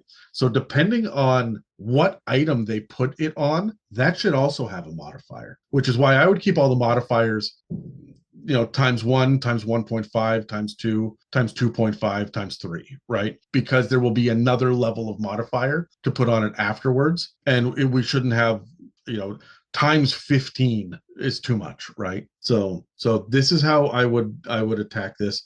Also, do you want to keep it by weeks for common, uncommon, rare, very rare, and legendary? So would you because it's going to be a daily investment, right? It doesn't take, so like crafting, you can put a random hour into it every once in a while and get through it. But for this, it has to be kind of diligent repetition. I almost want to get rid of the 3 successes before 2 failures and just say, for every blank number of hours you put into it, minimum of 1 hour at a time, you have to roll the Arcana check. This is how many hours it takes, because it's going to force them to like sit down and like almost attune to it, right? The idea of sitting with it for an hour and studying it, right? Well, that would also mean, like, what if you were to do that? If, say, you get in a situation where you're talking about, a rare item, you've got to cast that spell into it every day. You've got to run that enchantment ritual every day, and you fail that check. What's it takes an extra day and you lose the consumable materials. Fair enough. Right. I think that's Yeah. enough because we're dealing with larger numbers here. What, like legendary, you got 50 weeks. That's fucking insane. That's 2,000 hours, assuming you're working a 40-hour week, right? Yeah, legendary is like sort of cash shit. So you And try to lock that behind some real effort. yeah, and I appreciate that. Like that needs to be locked behind some effort. However, it needs to be attainable maybe once in a campaign. Right. How long do your campaigns last in World? Some campaigns only last a month. They're about 10 months through it now at level 8. Yeah, my players are, well, we've run a number of campaigns, but we've gone 51 years through this world at this point, and Yeah. each one of the campaigns eats up about a year of in-game time, but I do time jumps and I let them do training and stuff in the meantime, right? So I do have a protracted. You should think about how long is your campaign? When should they get this item? Because My guess is that this campaign is going to take about a decade. That's what we've kind of in-game pinned on our timeline. Yeah, in game. Because 50 weeks is a year. You want to give them the opportunity to have 10 legendary items? I don't plan to give them 50 weeks. I don't plan to give them very many opportunities to have 50 weeks of downtime. Yeah, right. So that's why I would have it by hours and not by days or by weeks, right? Because you're going to be tracking, percentages and ratios of weeks, which you don't want to do. Just do it by hours and have the number be astronomically high. Because if this was written as 2,000 hours instead of 50 weeks, your players will be less likely to say, I'm going to try it, because 2,000 seems like a fucking lot, right? It's just a scarier number. It's the same amount of time. It's just a scarier number. So I would put it down as the number of hours and let them chip away at it and keep track of it, and they tally it as they go. Every time that they get a long rest, but we're going to camp for 10 hours, they're going to put 2 hours into it, and they can chip away. If they get 3 weeks of downtime, or a month of downtime, they can take large chunks off of this number. And that's going to feel a whole lot better than reducing it by 3 out of 50. Do you know what I mean? Yeah, that's fair. That's a good point. That's just user interface more than actual mechanic. I don't like how it scales 1, 2, 10, 25, 50, but I don't have a better option. It doesn't feel great, but it feels okay. But I would sit there and think about your work week, right? How much effort do you want them to put in before they consider this week? I've put in a week's worth of work. Is that 10 hours a day, 8 hours a day, 6 hours a day? And then figure out your numbers from there. This also allows you to get a little bit like weirder with it too. So it can be, instead of exactly 2,000, it's 2,001 or 1,999. Magical feeling numbers, right? Magic should be a little bit weird. It should take you 77 hours instead of 75, right? Just because it feels better magically. So I'd fly by the hip on this one, or shoot from the hip on this one. Yeah, I like that a lot. That's a good point. That's good notes. And then it's up to you. I probably wouldn't be adding a whole bunch more additional time, like with a multiplier, but I may add, if you want to put it into a piece of armor, it's plus 5 weeks. The weapon, it's plus 4 weeks. A vehicle, it's plus 4 weeks, right? And you just figure out what they're trying to enchant, and some things will be more, they'll take longer than others. But I'm not going to put a modifier on it. I will just add this after all the other math is done to be, okay, this is how long it's going to take you, just to make it feel more important. That way you can kind of control whether or not they want to put it in a martial weapon or a simple weapon, for example. Or I'm going to make a wand as opposed to a great sword that can shoot fireballs, right? One of them is just far more impressive than the other. That's true. Yeah. No, that's a good call. More tables. More tables. Spreadsheets upon spreadsheets. Adam's answer for I love it. Yeah. And this might be something that I would show the table, right? And then I would say, you don't have to worry about this. Just tell me what you're working on and I will track it. Or I will give this only to the people that are crafting. If you're interested in crafting something, you can have a copy of it. Otherwise, I'm just overwhelming people with spreadsheets upon spreadsheets. I know if I put a spreadsheet down in front of Dave, Casey, or Mieka, they would walk the fuck away. Megan would have no time for this. However, yeah, that's why this was written on a piece of paper, right, in my notes and tables notebook. Yeah, because it was always, hey, listen, you guys can make basically anything you want. Just talk to me, and I'll tell you how what you need to accomplish it now, or how far away you are from being able to accomplish it. So we didn't bog people down with, hey, these are even this like hyper simple version of it, right? But these are the numbers we're dealing with, because there's room for interpretation there that I don't want to put on any of them. Yeah. Let me tell you right now, Charlie is a sorcerer in my campaign, and he's trying to create his own spells. So he's writing them up to look like D&D spells, but he's not putting what level they are. And he's saying, how long will it take for me to experiment and invent this spell? What level is it? And what are the components going to be? And every time he comes to me with one of these things, it takes me about 2 months to balance it out against other spells that exist in D&D.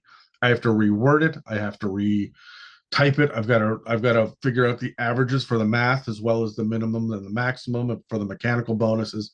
There's so fucking much that gets into it. And he keeps asking, what's your formula? What can I look at? Can I do this math? It's taking you a long time. You said you didn't have time this week. Can I do it? But absolutely fucking not. You do not get to see the math behind the man behind the curtain. This is something like my DM notes, because it'll be different depending on the spell. Even if they're both level 3 spells, you are creating fundamentally different shit. And if it feels dangerous, I will make it take longer and be more difficult to make, right? Even if that's just my DM gut telling me. So I like keeping some of these charts and stuff, these mechanics behind the DM screen. I don't mind sharing it with people. I think for some of them, they should be. Yeah. Anything else you want to get into about crafting? No, I have some fun table building to do. Remember when you're doing your table building, to watch your minimum, your maximum, and your average for however you break down like multipliers and math and whatnot, right? Yeah. So the last one that we're looking at here is learning skills. This is actually the simplest one out of the group. We probably should have started with this one, but take us through learning skills, or as some people call it, just training, right? Yeah, and that's the thing, right?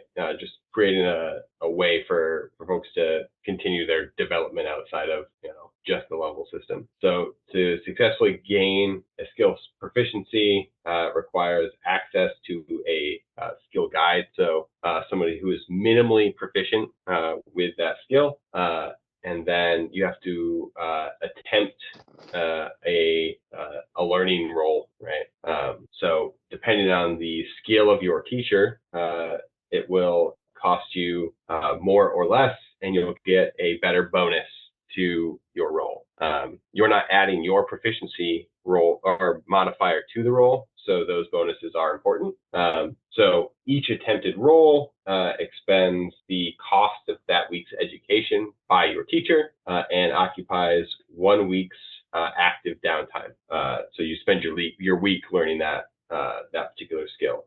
For a teacher who is just proficient, you're not getting a bonus, and it's going to cost you 50 gold a week. For an expert teacher, you're getting a bonus of 2, and it's going to cost you 200 gold. And for a master teacher, you're getting a bonus of 5, but it's going to cost you 500 gold. So then you've got to get 3 successes again in order to get that on there, or to get that proficiency. I like this, but there's a couple of glaring holes in it. Before we get into what I see, what's your favorite thing about it? I like giving people the chance to improve a little bit, as long as it's balanced, of course, so that you don't end up with people trying to just add every single thing onto their character sheet. Yeah. What do you think is the glaring hole here? What do you think is missing? I'm not sure on this one. It's pretty simple. We've engaged with it probably 5 times at the table. I think so far we've had 2 successful proficiencies added. So it's not going it's not running too far amok. We've got, I think, another 3 skills that are about either stage 1 or 2 in their learning path. So my thoughts coming into this one is I love the idea of grabbing more skill proficiencies. I would also love this be a language. Learn a language, because we don't have enough. Yes. Yep. that's on there too. We've got somebody who's learning a language this way. Yeah. So what this does really, really well is it gives a mechanical ability to get what I consider to be a fraction of a level, right? It allows you to have progression of a character in between the levels so that you feel like you are evolving and growing. My problem with it is that, okay, so first of all, the 3 successes before 2 failures, sure, no problem. DCs are 12, 15, and 20, sure, no problem. But what 12 is what you have to get if you're working with a master? Is that correct? No, so there are 3 rolls, and they get progressively more difficult for you to Gotcha. hit. Yeah. Okay. So your 3 successes, your first success is a 12, your second success is a 15, and your third success is a 20. And you're rolling the skill that you want to be proficient in, right? That's right. Yeah. It's not like there's some systems out there where you'd have to roll like intelligence checks in order to learn it, but that's not what this is. What is it? What are they rolling for language? For language, I've had them just roll their intelligence. Okay, that makes perfect sense to me. Each attempted roll expends a weekly cost of education. Yeah, it's basically paying your teacher. If that's the barrier here, I wouldn't have the 2 failures, and I would get rid of the 5 successes. I would have it be, the 3 successes. I would have it be 5 successes, so that it feels like you are gradually learning this more and more and more, right? Okay, I like that. It's just going to make the training last longer and feel better. And I feel like there needs to be a minimum amount of time besides just like a weekly cost of education. If you want to aim for the D12, it is a weekly cost of education. If you want to aim for the 15, it costs 2 weeks. If you want to aim for 20, it costs 4 weeks, right? That way, you get the impression of going from elementary school to secondary school to college, right? Where it's more expensive and it takes. Oh, I like that. And you're focused on it just by making it take a little bit longer. And I'd keep it weekly, although again, you can break it down into hourly if people want to get, if they're traveling with their instructor, it might be during downtime on the road, or if you're on a ship, right? And I would get rid of the idea of quote unquote active downtime. I would just say it takes this many hours to train, right? Yeah. So here's the thing that I think it's missing. First of all, you should change the word proficient to something else. That means actively participated, or is trained, or is a graduate of, or something. Just because we already have the word proficiency and we're dealing with modifiers and skills, and it just cut through the confusion on that. Just change that word. But what you're missing here is, can you learn from a text? And I would say yes, but here comes a modifier again, takes twice as long. Or maybe it takes 10 times as long, but there's no cost. There's no like financial cost as they sit down and study a book on. It makes sense that they would be able to learn and become better at history or survival or things like this if they can read it in a text, right? Yes. The other thing that I would do is I would say double the cost and have the time. So instead of it taking your 40 hours a week, it now takes 20 hours a week if you have access to a facility. So you can train your athletics with Master Yoda out in the woods, or you can go into the Colosseum and train with the gladiators. Costs more money, takes less time. Now they're going to be hunting through your cities for things like a barracks, or if they want to go to a library or a garden, if they want to learn, like, are there public gardens here? Is there an apothecary with a private magical garden in the back? Because I want to go learn about nature or survival, right? Like, they're going to start thinking outside the box for this stuff if you give them the access to facilities every once in a while. That's a good note. I like that a lot. And those facilities already exist. They've engaged with a couple of them already. Yeah. One of them burned to the ground. But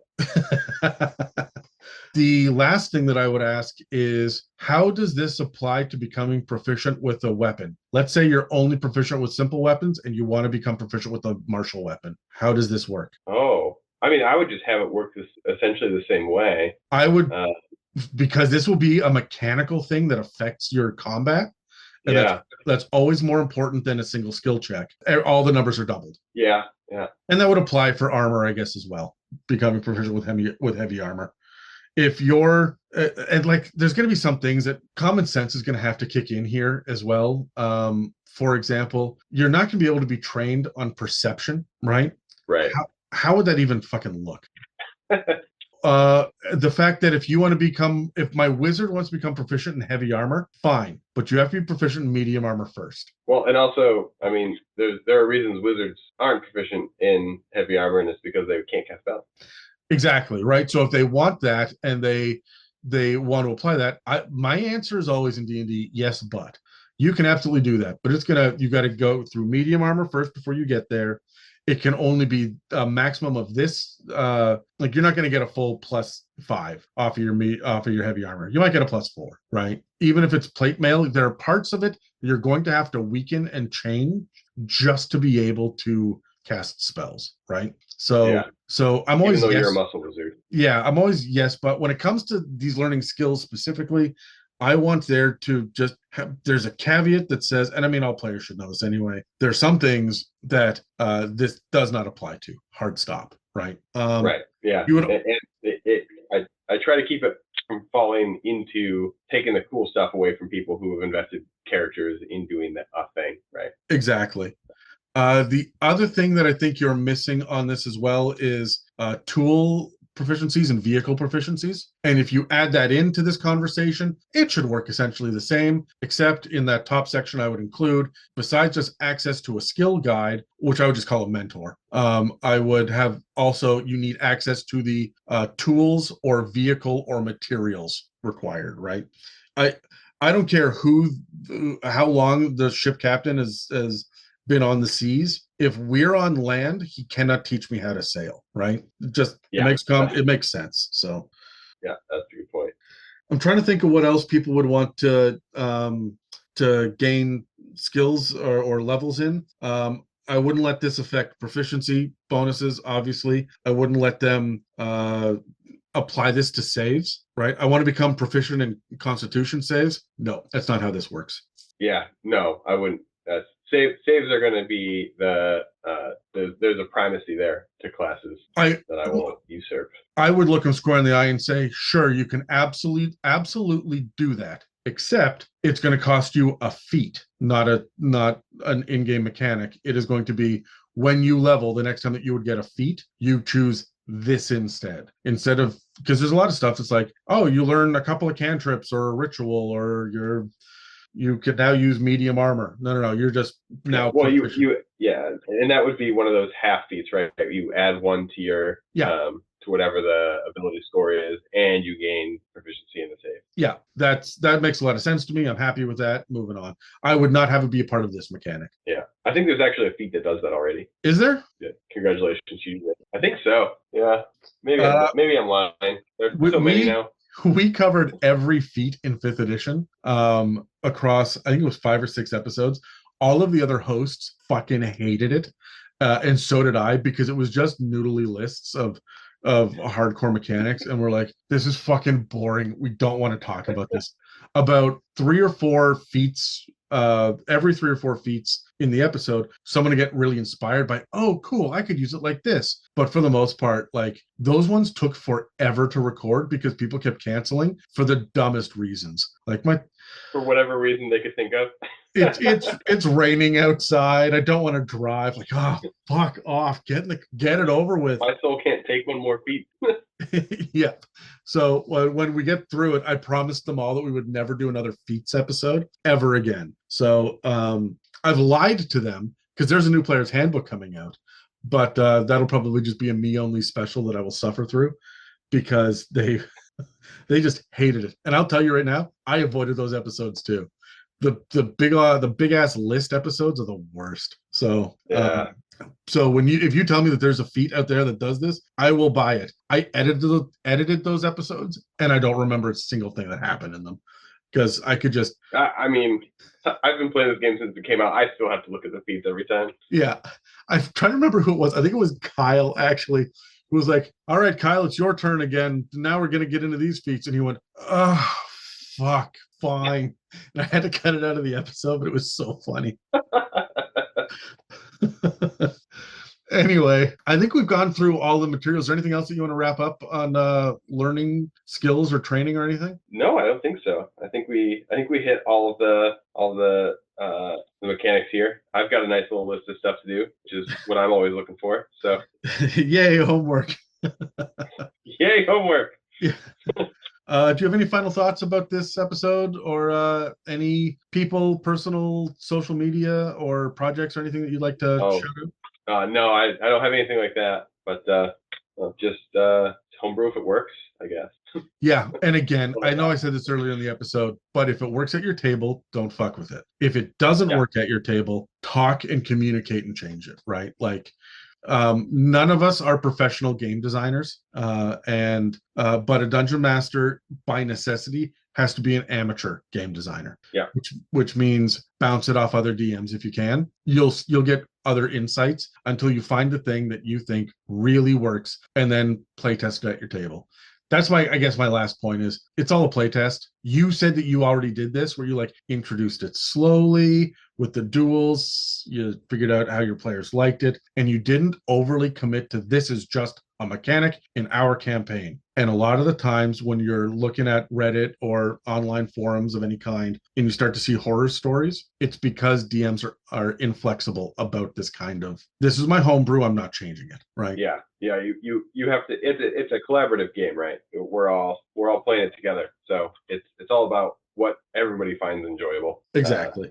All of this stuff. You shouldn't be too precious about anything. I think that's true in life generally, but definitely in random crap that you make up in your own brain. Exactly.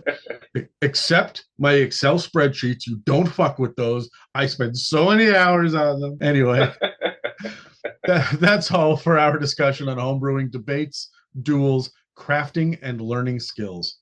Thank you, Gerald, for choosing this topic, for workshopping your homebrew, and for supporting this Patreon. And thank you for listening to another episode of the It's a Mimic podcast. If you'd like to support us, we have a donate button on our website, itsamimic.com, a store with some It's a Mimic merch, and a Patreon. This episode and others can also be found on Spotify, Apple Podcasts, YouTube, and most other podcast apps. Thanks again for listening to It's a Mimic, where you never know what you're going to get.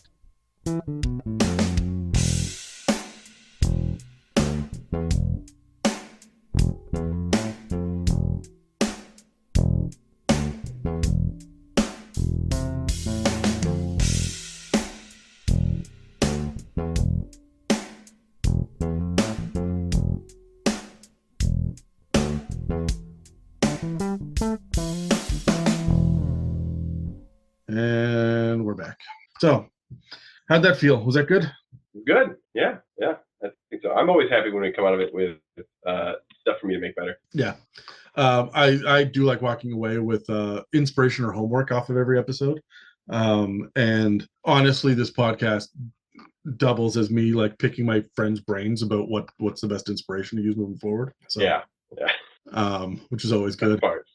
I gotta ask, is that a life-size R2D2 behind you? It is in a pirate hat. In a pirate hat. Yeah. He's wearing pirate. Yeah. Is there a story behind that, or did you just say, hey, I love that giant model, I'm gonna plunk it down the corner of my room? Mostly, yes. I just wanted it. And I Well, fair enough. It's not. Yeah. I was like 20, and what is financial responsibility when you're 20? But buying a random life-size R2D2, leaving it in your garage for years. I think I just had it stored until we got this place, and I had an office that I could just fill with all of my toys and crap. So here it is. Like yeah. My background. Man. We got the hollow dragon poking out here. All the dragons on the tape. I am literally editing right now. By the time that this airs, it'll be months after the fact. But I am an hour and 33 minutes into the Undead episode where they're talking about hollow dragons. They just they're so cool. Yeah. So yeah. Although Mieka had some words, she does not respect it, I believe was how she put it. Oh, she doesn't respect the hollow dragon. I was a big fan of the hollow dragon. Was it the hollow dragon? But I think it was the hollow dragon she didn't like. It's got it's mostly that it looks sweet. I don't know. I tend to find the ones with the cool art and then just fix all the stuff about them. Like now this ability is stupid. I'm going to change it, but I'm going to keep your picture. Oh, I'm the same way. Anytime I drop a mini on the table, if it is not met with gasps, I'm not happy. Right. Right. It's got to look cool. That's all I care about. I can fix everything else in the book. I just at the end of our last session dropped a CR18 Jabberwock on my level 8 party. And uh, before this campaign started, I took a survey of everybody. I said, "Hey, what's the thing you want me to include in this campaign?" And Dan said, "I'd like to fight the Jabberwock." That was 2 years ago. So I have now dropped the Jabberwock on the table. I bought it. I smuggled it to Casey. Casey painted it, and then she smuggled it back to me. And this was the big reveal. And I'm like, "Here you go, Dan." He's like, "Yeah, I know you. I know you had that." I'm like, "No, you fucking did not. Do not undermine these years of planning that I put into this." I was so fucking choked. And he's like, "Yeah, this is just a standard model." I'm like, "No, Casey painted it." And then he stopped, he looked it up, like he looked at it, he picked it up in his hand, went, "Oh, holy shit, this is really good." Casey's amazing at painting. But then he was like, he put it down again and said, "Maybe it was someone else that had the Jabberwock." I'm like, "Yes, yes, it was. Gasp appropriately, you asshole." Respect my effort, you monster. Exactly. I do that. I will buy Pathfinder minis as well because they don't recognize it from the art, and then I will just use it as a Yeah. D&D monster just because the Pathfinder minis are weird.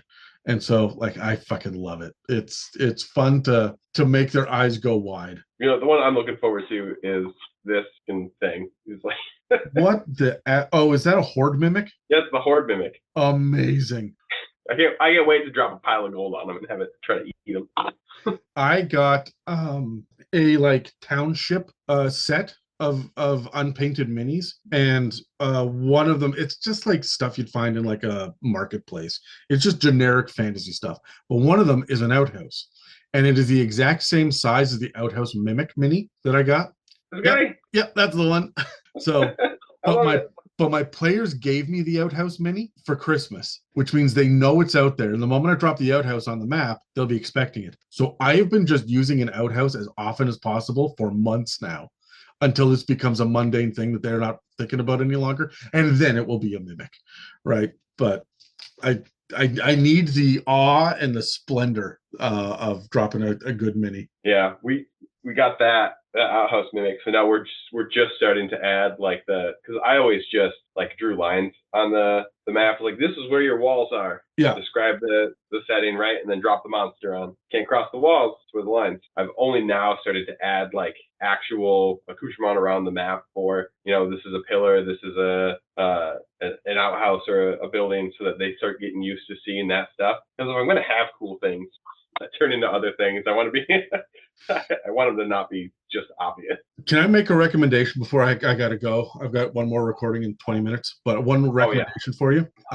If you are going to buy a bunch of other set dressing, buy a kit of doors with a variety of different ones, because then you can still draw the just lines on a map, whatever, but you put the doors down and they'll see their access points and they'll start to focus in on those doors. And then if you get a bunch of different kinds, then because I got a set that is 5 different kinds of doors. One of them is a portcullis and one of them is a double doors, so it's twice the size. And it has made a world of difference for my players' engagement on a battle map. Just doors. Good doors. That's a good little piece of advice. I will be investing in doors. Yeah, and I know they're out there. I think I've got this one off of Amazon like 4 years ago, but like one of the best things ever. I'm now looking for one of windows. I cannot find it, but I would love to get just a set of random windows. So anyways, I'm going to save this one. Thanks again for sitting down and doing this. This was a lot of fun. Yeah, no, thank you. I appreciate you taking the time. And I guess enjoy your next few months. Thank you.